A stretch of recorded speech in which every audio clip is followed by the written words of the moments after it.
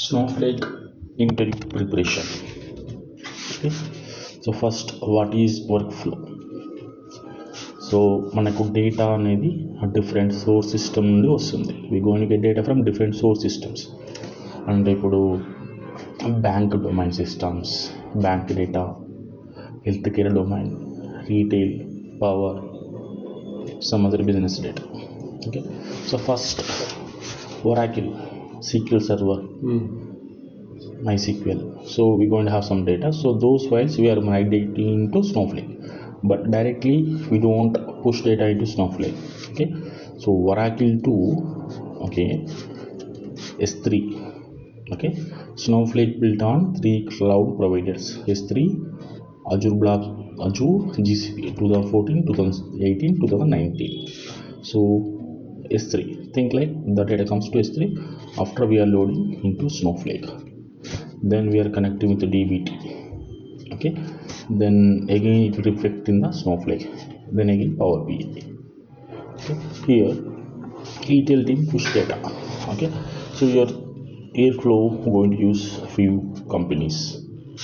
After loading data into Snowflake, then we connect with DBT. Then after DBT, we're going to use modern data vault 2 for modeling. We have satellite, GitHub, okay, links are there. Okay, use this. So first, this is complete project flow. Okay, Snowflake built on cloud providers 3.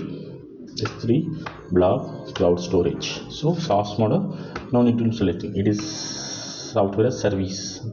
No need to install anything. Okay, pay as use model.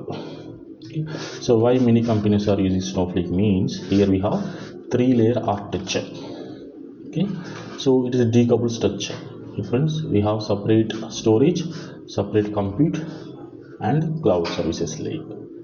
So data stores in the storage layer, compute layer, queries will run. Process, everything process what we are doing in the database schema in the warehouse, everything done in the compute. Cloud services layer, authentication services, security, optimization, metadata. So here, so this is main reason why decoupled structure and pay as use model. So మనం ఏం use చేస్తే అంతవరకు pay చేసుకోవాలి.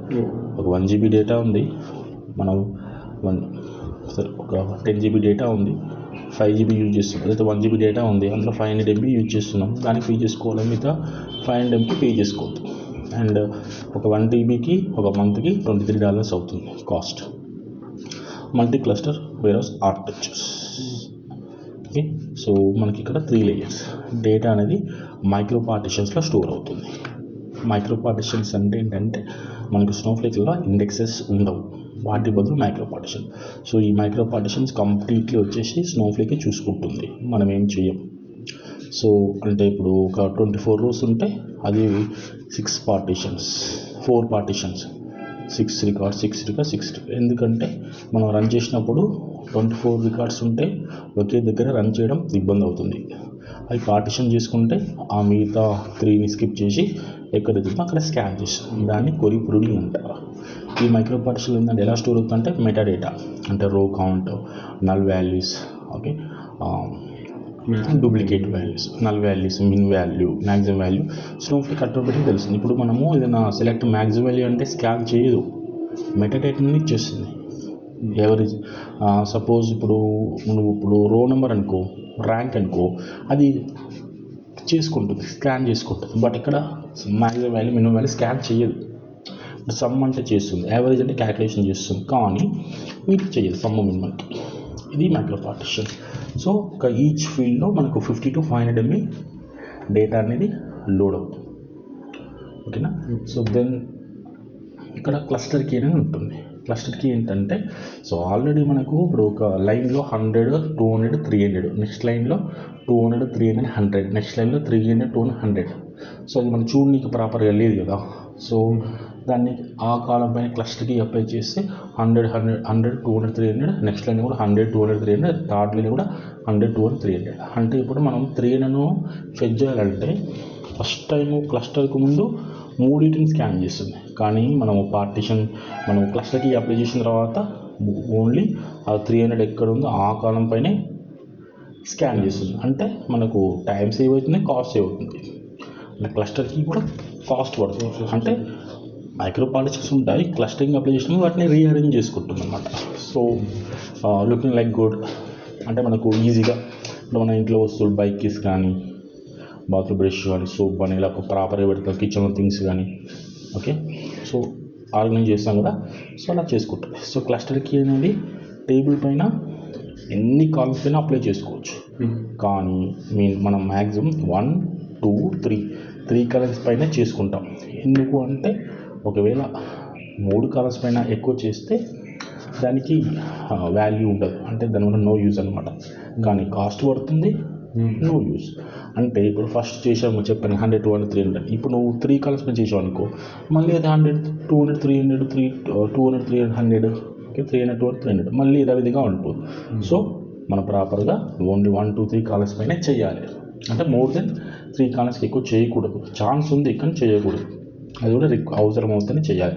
So ఎలా చేయాలి, ఏ కాలం పైన చేయాలి అంటే ఐడి. అంటే మనకు డేటా అనేది ఒక కాలంలో రిపీట్ అవ్వాలి. ఇప్పుడు సపోజ్ యాక్టివ్ అని ఒక దగ్గర ఉంటుంది, ఇన్యాక్టివ్ అని ఉంటుంది.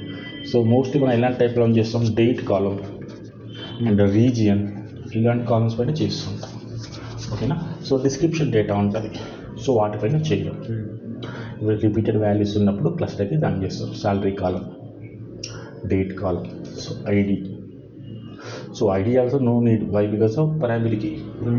It's unique, right? So mostly salary column, date column, region. CID పైన అంత యూజ్ ఉండదు, ఎందుకంటే ఆల్రెడీ అది యూనిక్ కదా. సో డిస్క్రిప్షన్ అనేది యూజ్ ఉండదు, ఎందుకంటే ప్రతి ఒక్క దాని డిస్క్రిప్షన్ డిఫరెంట్గా ఉంటుంది, తక్కువ మ్యాచెస్ ఉంటాయి. సో ఏదైనా repeated, active, inactive, okay, pending, successful, process, అలాంటివన్నీ చేస్తాం. ఇది క్లస్టర్కి. ఓకే. సో ఇప్పుడు 3 layers: database storage layer, computer layer, cloud service layer. Cloud service అంటే బ్రెయిన్, నెక్స్ట్ కంప్యూటర్ అంటే క్వరీస్ రన్ అవుతాయి, డేటా లోడింగ్ అవుతుంది, ఎవ్రీథింగ్ ప్రాసెస్. ఏదైనా నువ్వు స్నోఫ్లేక్లో రన్ చేస్తే అది కంప్యూటర్ లేయర్లో రన్ అవ్వాలి. డేటాబేస్ స్టోరేజ్ డేటా అనేది ఆర్గనైజ్డ్గా స్టోర్ అవుతుంది మైక్రో పార్టిషన్స్లో. ఓకే. సో క్వరీ ప్రింటింగ్ అంటే దాన్ని క్వరీ రన్ చేసినప్పుడు అన్నెసరీ డేటాను స్కాన్ చేయకుండా ఓన్లీ అవసరమైన దాన్ని స్కాన్ చేస్తుంది, దాన్ని క్వరీ ప్రింటింగ్ అంటారు. సో ఇది ఎలా వర్క్ అవుతుంది స్నోఫ్లేక్. మనకి decouple structure, separate layers. Okay. అలాగే ఇప్పుడు మనకి కంప్యూటర్ లేయర్ అనేది ఉంది. కంప్యూటర్ లేయర్ ఏంటంటే అందులో వర్చువల్ వేర్ హౌసెస్ అని ఉంటాయి.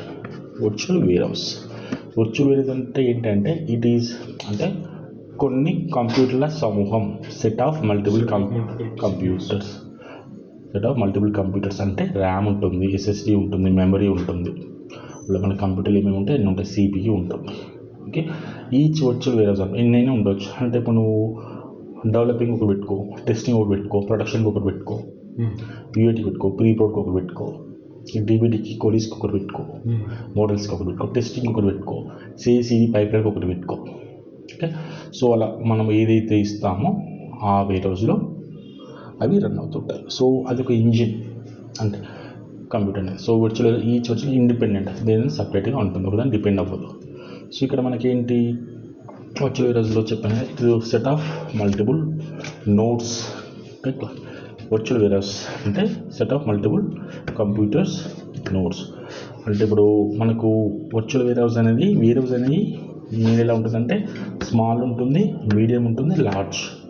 స్మాల్ కంటే బిఫోర్ X స్మాల్ ఉంటుంది, లార్జ్ తర్వాత X లార్జ్ ఉంటుంది, 2X, 3X, 4X లార్జ్ వరకు ఉంటాయి. ఇవి సైజెస్, వేర్ హౌస్ సైజ్. అంటే ఇప్పుడు ఇవి ఏంటి, మనకి డేటా స్లోగా లోడ్ అవుతున్నా, కొరీ స్లోగా రన్ అవుతున్నా మనం ఇవి యూజ్ చేసుకుంటాం. ఇంకోటి క్లస్టర్ కీ అని ఉంటుంది. క్లస్టర్స్ అంటే ఏంటంటే 1 to 10 ఉంటాయి ఇవి. ఇప్పుడు మనకు ఏదైనా వర్క్ ఉన్నా లేకున్నా మినిమం అయితే 1 క్లస్టర్ అనేది ఇప్పుడు రన్నింగ్లో ఉంటుంది.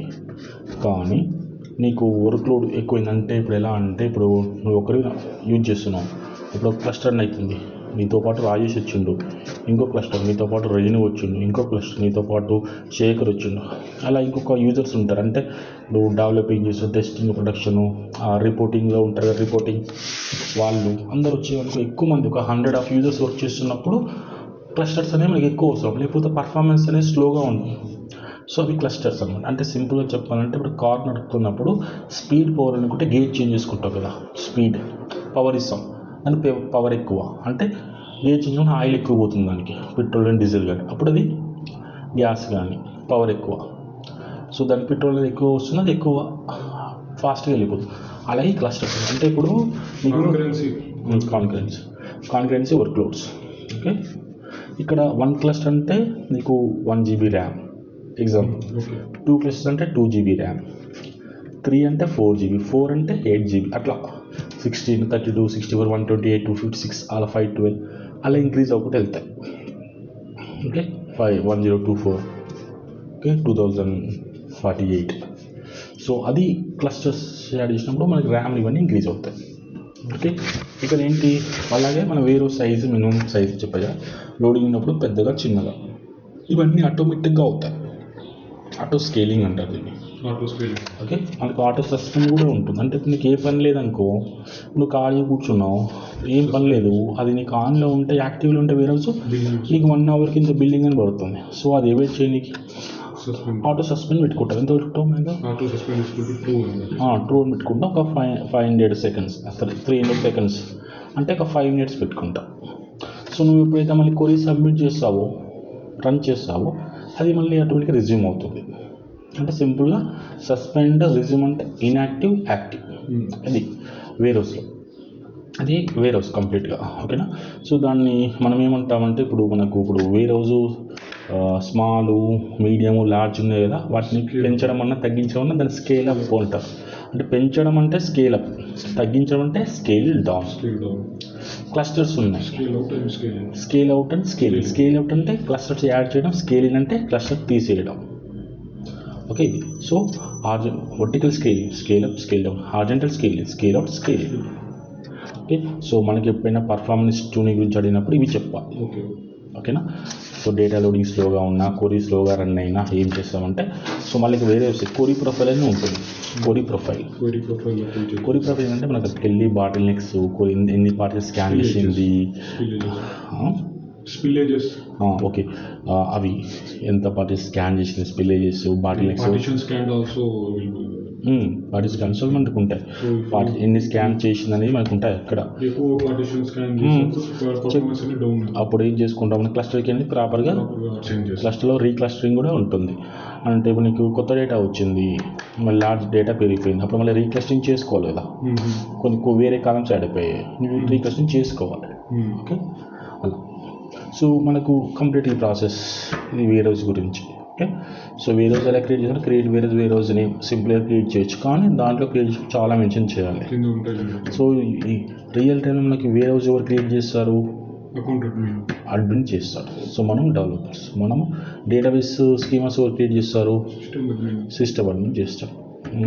బాగానే వచ్చిగా నేను చేసినా. ఓకే, ఇది చిన్న ఇది నేను జస్ట్ డెఫినేషన్ రావు, కానీ స్నోఫ్లేక్ పైన వర్క్ చేసావా? హై స్కేల్ మీద వర్క్ చేసినాను నేను, బట్ స్టోర్ ప్రొసీజర్ క్రియేట్ చేసిన. స్నోఫ్లేక్ పైన వర్క్ చేసావా? ఏమంటే స్నోఫ్లేక్ పైన వర్క్ చేసినావు. Okay, good. 2 years వర్క్ చేసినాను. అది అవునా, గుడ్. అయితే ఈ వర్టికల్ స్కేలింగ్, హారిజాంటల్ ఉంటాయి. సో ఇవి క్లియర్ కదా. ఇప్పుడు నీకు ఏం చెప్పాను, వర్క్ ఫ్లో చెప్పాను, అంటే వర్క్ ఫ్లో అంటే ఎక్కడి నుంచి ఎలా వస్తుంది ఏంటి అని. ఓకే, నేను టైం ట్రావెల్ 3 layers జాబిక్ క్లోనింగ్ చేస్తున్నాను. యాక్చువల్లీ అన్నీ చేసేసిన, స్ట్రక్చర్ చేసిన, XML గెట్ కమాండ్ ఉండదు అది యూజ్ చేసిన, లాటరల్ ఫ్యాక్టరింగ్ చేసిన, లాటరల్ ఫ్యాక్టరింగ్ చేసిన. ఓకే, నేను అట్లా కనిపిస్తాను, నేను చాలా చేసాను, నేను యూట్యూబ్లో పెడతా.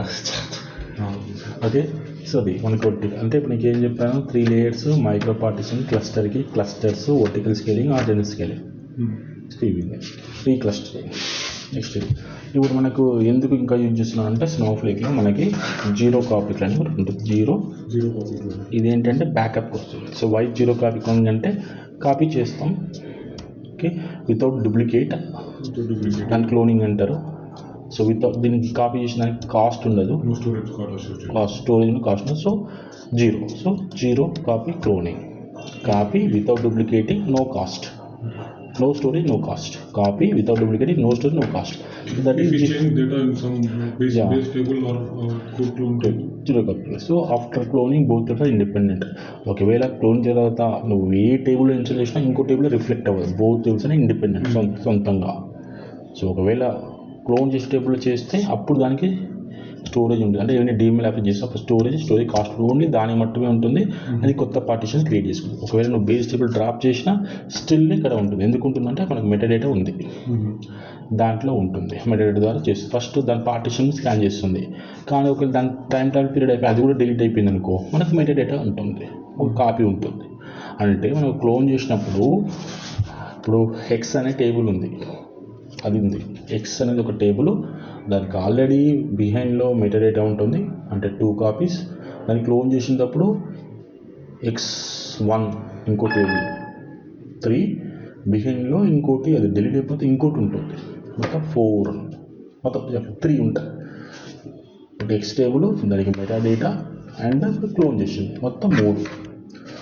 ఓకే, సో దాని అంటే ఎక్స్ టేబుల్, దాని యొక్క డేటా బిహైండ్లో మైక్రో పార్టిషన్స్ ఉంటాయి, మైక్రో పార్టిషన్స్ అండ్ ఇంకోటి మెటాడేటా, ఇది క్లోన్ చేసింది. సో మనకు డిలీట్ అయినా మెటాడేటా నుంచి తీసుకుంటుంది, డిలీట్ కాకుండా పార్టిషన్లో తీసుకుంటుంది అలా. సో మనకు మనకు క్లోన్ టేబుల్కి కంప్యూట్ కాస్ట్ ఉంటుంది. ఓకేనా, సో ఇది వీళ్ళు రన్ అవుతుంది. ఇది 0 కాపీ బ్యాకప్ కోసం. ఎందుకు డేటా కన్సిస్టెన్సీ మెయింటైన్ చేయాలి అంటే మనకు స్టార్టింగ్లో వచ్చిన డేటా అనేది ఎండ్ వరకు ఉండాలి, కాలమ్ సెట్ ఆ డేటా అనేది. సో అలా. సో మనం ఇనిషియల్గా ఎక్కడ లోడ్ చేసుకుంటాం, ఫస్ట్ డేటా అనేది రా లేయర్, స్టేజింగ్ లేయర్లో క్లీనింగ్ చేసుకుంటాం, రీనేమ్ చేసుకుంటాం, క్యూరేటెడ్ లేయర్లో బిజినెస్ లాజిక్ అప్లై చేస్తాం, ఈ స్నోఫ్లేక్లో. కానీ డీబీటీకి వచ్చింది కదా, డీబీటీ ఏం చేస్తాం, ఫస్ట్ స్టేజింగ్ లేయర్లో తీసుకెళ్తాం, మోడల్స్ రాసుకుంటాం, నెక్స్ట్ టెస్ట్ రాసుకుంటాం, ఇంటర్మీడియట్ లేయర్లో జాయింట్స్ చేస్తాం, టేబుల్స్, మల్టిపుల్ జాయింట్స్. మార్ట్ లేయర్లో వచ్చేసి fact and dimension tables business logic apply చేసుకుంటాం, star scheme approach, snowflake scheme ఇలా అప్లై చేసుకుంటాం. సో ఇది మనకు బేసిక్గా జరిగేది స్టార్టింగ్గా. ఓకే, మనకు డీబీటీ ద్వారా లేయర్స్. సో మనం ఏం చేసినా కానీ మనకు డీబీటీలో ఏది ఇక్కడ స్టోర్ అవ్వదు, ఏదైనా కానీ మనం ఇక్కడ రన్ చేసేది కూడా మనకు స్నోఫ్లేక్లో రన్ అవుతుంది, వేర్ హౌస్లోనే. స్నోఫ్లేక్ క్రెడిట్స్ స్నోఫ్లేక్నే యూజ్ చేసుకుంటుంది డీబీటీ కూడా. కాకపోతే ఇక్కడ మనకు డీబీటీలో ఏంటంటే మనకు కనెక్షన్స్ ఉంటాయి. ఈవెన్ CI/CD పైప్లైన్ క్రియేట్ చేసుకుంటాం, డెవో2, టెస్ట్ ప్రొడక్షన్. సో అందులో నా డేటాబేస్ నేమింగ్స్ స్కీమా ఇచ్చి. ఓకే, స్నోఫ్లేక్లో కూడా లేయర్స్ ఇన్వెంట్స్ ఉంటాయి. ఓకే, ఇది ఫ్లో. సో ఇది ఒకటి 0 కాపీ బ్యాకప్. దెన్ మనకు ఇంకా ఏంటి అంటే టైం ట్రావెల్ ఉంటుంది. ఈ టైం ట్రావెల్ ద్వారా మనం డేటా అనేది అన్ఎక్స్పెక్టెడ్ డిలీట్ అయిపోతే రికవర్ చేసుకోవచ్చు అప్ టు 90 days. ఓకే, ఇంకా నువ్వు రికవర్ చేసుకోవాలంటే 7 days ఫెయిల్ అవుతుంది. ఇది మనం డైరెక్ట్ చేయం, స్నోఫ్లేక్ టీమ్స్ ఎలా కాంటాక్ట్ అవ్వాలి, స్నోఫ్లేక్ సపోర్ట్కి వెళ్ళాలి. అక్కడ వాళ్ళ కస్టమర్ టీం ఉంటుంది, కస్టమర్ టీం వాళ్ళు అక్కడ స్నోఫ్లేక్ ఇంజనీర్స్ ఉంటారు కంపెనీలో, వాళ్ళకి ఇన్వైట్ చేస్తారు, వాళ్ళని కనెక్టెడ్ డిస్కషన్ అవుతుంది. సో అది డిజార్డర్ బట్టి నీకు 3 hours అవుతుంది. బట్ నేను normal disorder 3 hours, big disorder maybe 3 days కూడా పట్టవచ్చు, డిపెండ్ డిజార్డర్. సో దానికి కాస్ట్ పడుతుంది. వాళ్ళు ఎలా చేస్తారంటే ఒక డేటాబేస్ స్కీమా క్రియేట్ చేసి మనకి ఇచ్చేస్తారు డేటా. ఓకే, ఇది మనకు ఫెయిల్ సేఫ్ 7 days, 97. కానీ ఇక్కడ మనకు టేబుల్స్ ఎలా ఉన్నాయి, పర్మనెంట్ టేబుల్స్ ఉంటుంది, టెంపరీ టేబుల్, ట్రాన్సిటివ్. సో మనకు బై డిఫాల్ట్గా ఏదైనా టేబుల్ క్రియేట్ చేస్తే దానికి 1 day టైం ట్రావెల్ ఉంటుంది. కానీ మనకు ఒక ఆప్షన్ ఉంటుంది, alter data retention time in days. అది యూజ్ చేసుకొని 90 days వరకు డిఫైన్ చేసుకోవచ్చు. అది పర్మనెంట్ టేబుల్కి. కానీ టెంపరీ టేబుల్కి ఓన్లీ 1 day టైం ట్రావెల్ ఉంటుంది. Okay, plus no fail safe. Transient టేబుల్కి ఓన్లీ 1 day ఉంటుంది, no fail safe time travel ఉంటుంది. సో పర్మనెంట్ టేబుల్కి plus 90 days time travel plus 7 days. Suppose నువ్వు ఒక టేబుల్కి 30 days ఇచ్చావు time travel period, plus 7 days అంటే 37 days. కానీ నువ్వు ఏదైనా ఆల్టర్ చేసుకోవాలంటే ఎప్పుడైనా చేసుకోవచ్చు, 30 ఇవ్వచ్చు, మళ్ళీ తర్వాత 40 days చేంజ్ చేసుకోవచ్చు. అది ఎలా వర్క్ అవుతుందంటే నువ్వు ఎప్పుడైతే నీకు డేటా ఉంటుందో ఆ డేటా వచ్చిందనుకో అప్పటి నుంచి వర్క్ అవుతుంది. ఓకే, ఆ 10 recordsకి 90 days. అలా నిన్న నీకు ఈరోజు ఒక 10 records ఉన్నాయి. ఓకే, ఈరోజు డేట్ వచ్చేసి 13th, ఈరోజు నుంచి 90 days. నీకు 11th రోజు ఒక డేటా వచ్చింది. సో దాని నుంచి ఆ 11th నుంచి 30 days ఆ డేటాకి. ఓకే, సో ఇది ఇన్నర్ బిహైండ్లా ఉంటుంది. సో ఇలా లాజికల్గా ఇంతవరకు అడగలేదు, అడిగితే ఇది చెప్పవచ్చు. ఆ రోజు నుంచి కౌంట్ అవుతుంది 90 days. నువ్వు టేబుల్ క్రియేట్ చేసినప్పటి నుంచి కాదు, టేబుల్ క్రియేట్ చేసినప్పటి నుంచి ఒకవేళ ఆ టేబుల్లో డేటా ఉంటే అవుతుంది అప్పటి. ఓకే, అది ఇంకోటి data recent time and days అని టేబుల్ క్రియేట్ అప్పుడు ఇచ్చుకోవచ్చు, తర్వాత ఆల్టర్ యూజ్ చేసి ఇచ్చుకోవచ్చు. మీరు టైం 3 మెథడ్స్ ఉంటాయి: offset, time stamp, query ID. Okay, query చెప్పండి select star from table name offset equal to -60 minutes into 1 2 3 time పెట్టుకుంటాం. టైమ్ స్టాంప్ అంటే డేటా రిఫరెన్స్ యూజ్ చేస్తాం. క్వరీ ఐడి అంటే క్వరీ ఐడి తెచ్చుకుంటాం. So for every query we going have one query ID. మన query ID ఉంటుంది. So query ఆ query execute అయిన time before time నుంచి ఆ క్వరీ చేసుకుంటాం. అది టైం ట్రావెల్ అనమాట. సో అందుకే స్నోఫ్లేక్ యూజ్ చేస్తారు. అలాగే ఇంక్రిమెంటల్ డేటా ఎలా ప్రాసెస్ చేస్తారు, స్నోఫ్లేక్లో ఎలా చేస్తారు, అండ్ డీబీటీలో ఎలా చేస్తారు. మనకు స్నోఫ్లేక్లో స్ట్రీమ్స్ ఉంటాయి, CDC change data capture and task ఉంటుంది, అండ్ మెడ్ స్టేట్మెంట్ అవి యూజ్ చేసి చేస్తాం. సింటాక్స్ అని చెప్పాలి. సో మనకు స్ట్రీమ్ టేబుల్ ఏమేమి ఉంటాయంటే ఎక్స్ట్రా కాలమ్స్, నార్మల్ కాలమ్స్ ఉంటాయి, ఎక్స్ట్రా కాలమ్స్ అంటే update, metadata update, metadata update, action update, రో నెంబర్ 3 ఉంటాయి. యాక్షన్ అప్డేట్, రో నెంబర్. సో వాటిని బట్టి మనము ఏం చేయాలి, మెడ్ స్టేట్మెంట్ రాసుకుంటాం, కండిషన్ ట్రూ ఫాల్స్ అలా. అది మనకు స్ట్రీమ్స్ ఇంక్రిమెంటల్. సో డీబీటీలో ఎలా చేస్తామంటే మనం ఇంక్రిమెంటల్ స్ట్రాటజీ వాడతాం, మెటలైజేషన్ వాడతాం. సో అది ఇంక్రిమెంటల్ అక్కడ. సో దాంట్లో ఏదైనా వాల్యూ సింటాక్స్ ఉంది సపరేట్. సో దాన్ని గ్రేటర్ దెన్ డేట్ సంథింగ్ తీసుకొని అది ఇంక్రిమెంటల్ చేస్తాం. అంటే ఇది కొత్తగా వచ్చినప్పుడు మనకు రిఫ్లెక్ట్ అవుతాం. అది డీబీటీ. లోడ్ డేట్ ఉంటుంది, అది డీబీటీలో చేసుకుంటాం ఇంక్రిమెంటల్. దీంట్లో అయితే స్ట్రీమ్స్, అక్కడ డీబీటీ. ఇది ఇంకోటి హిస్టారికల్ డేటా ఎలా యాక్సెస్ చేస్తాం. మనకి ఎస్సీ టైప్ ఉంది స్నోఫ్లేక్లో, సో దాని ద్వారా చేసుకుంటాం. కానీ డీబీటీ ఎలా చేస్తామంటే స్నాప్ షాట్స్ ఉంటుంది, దాని ద్వారా సింటాక్స్ అర్థం సింటాక్స్ చెప్పాలి. Okay, snap shots. స్నోఫ్లేక్లో అయితే ఎస్సీ టైప్ 2, మనకు స్టోరీ చేంజ్ డైమెన్షన్స్ అని టైప్ 0 నుండి టైప్ 6 వరకు ఉంటాయి. సో మెయిన్ మన రియల్ టైంలో యూజ్ చేసే type 1 and type 2. Type 1 is over writing, type 2 previous. ఇప్పుడు టైప్ 1 అంటేనేమో మనకు ఓవర్ చేస్తుంది. నువ్వు ఇక్కడ నుంచి ఇప్పుడు కడపకి వెళ్ళిపోయావు, అడ్ర వరకు కడప వస్తుంది. ఇప్పుడు టైప్ 2 అది టైప్ 2 అంటే ఇక్కడ నుంచి కడపకి వెళ్ళావు, నీకు హైదరాబాద్ రికార్డ్ ఉంటుంది, కాకపోతే ఇన్యాక్టివ్. కానీ కడప రికార్డ్ న్యూ రికార్డ్ యాక్టివ్ ఫ్లాగ్లో ఉంటుంది. ఎందుకంటే నీకు తర్వాత నీకు ఏమైనా అవసరమైంది, నువ్వు ఒక ఏం చేసావు, ఎంత బ్యాంక్ బ్యాలెన్స్ అనేది ఏంటి, హైదరాబాద్లో ఉన్నప్పుడు నీ శాలరీ ఎంత, నీ ఐడీస్ ఏంటి అన్నప్పుడు అది వర్క్ అవుతుంది. సో దానికోసం హిస్టారికల్ డేటా. సో దీంట్లో అయితే స్నాప్ షాట్స్ పెట్టుకుంటాం. ఓకేనా, సౌండ్ తగ్గించి, దీంతో సౌండ్ మ్యూట్లో పెట్టు. సో దీంట్లో అయితే స్నాప్ షాట్స్ ఉంటాయి. ఇది మనకు ఎలా వర్క్ అవుతుందని. ఇది టైం ట్రావెల్ కాదు, ఏం చెప్పాను, హిస్టారికల్ డేటా. ఓకే, ఇప్పుడు ఏమేమి కవర్ అయినాయి? Work flow, 3 layers, micro partitions, క్లస్టర్కి, warehouse, clusters, vertical scaling, horizontal scaling, scale up scaling, scale out scaling, zero copy cloning, and time travel. Okay, so ఇవి